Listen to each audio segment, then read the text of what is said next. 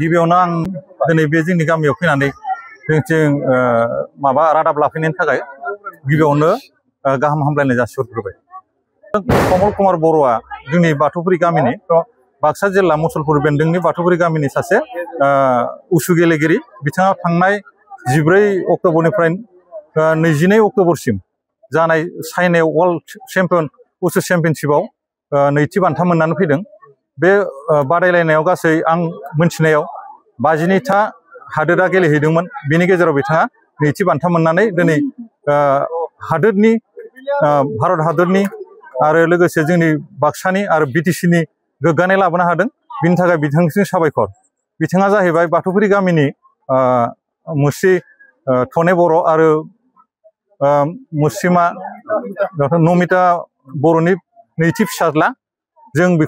आं बेखौ फिसौला जायो।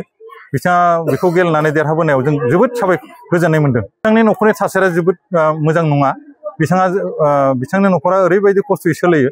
बिथांनि बिफाया सासे रिक्सा सालायनानै जायो। बेजोंनो बिथाङा फिसाज्लानि बे लुबैनाय हास्थायनायखौ जाफुंहोनो हादों।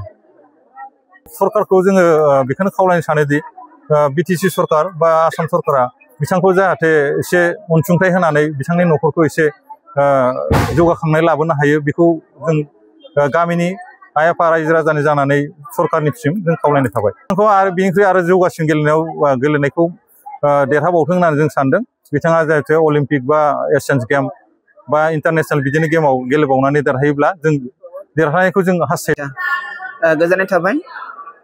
बिथां जोंनि बाक्सा जिल्लानिफ्राय कमल कुमार बर'आ चाइनायाव खुंजानाय इमेसन सोहोराव चाइनानि इमेसन सोहोराव खुंजानाय बे 10थि वर्ल्ड कुंफु चेम्पियनशिप 25 बेवहाय जोंनि इन्डियानि जानानै बिथाङा बाहागो लाहैदोंमोन।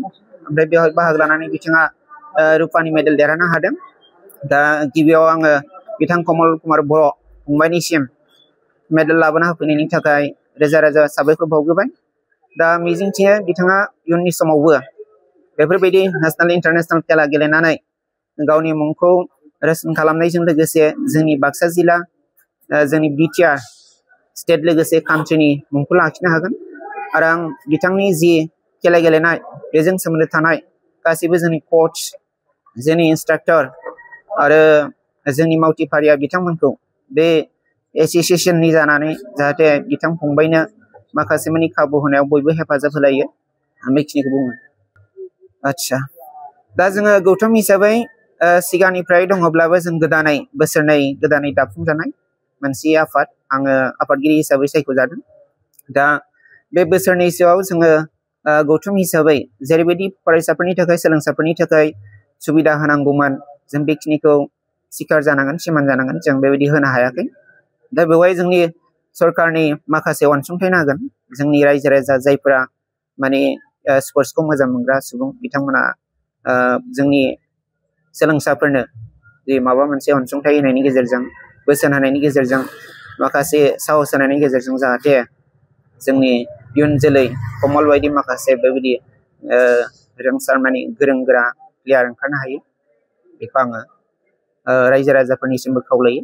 जाहाथे इयुननि समाव माखासे गथ'फोरखौ ओरैनो थाहोआलासे स्पर्ट्सनि बिथिङाव फरायनायखौ जेरै गोसो होयो, स्पर्ट्सनि बिथिङावबो गोसो होलायनो आं खावलायो।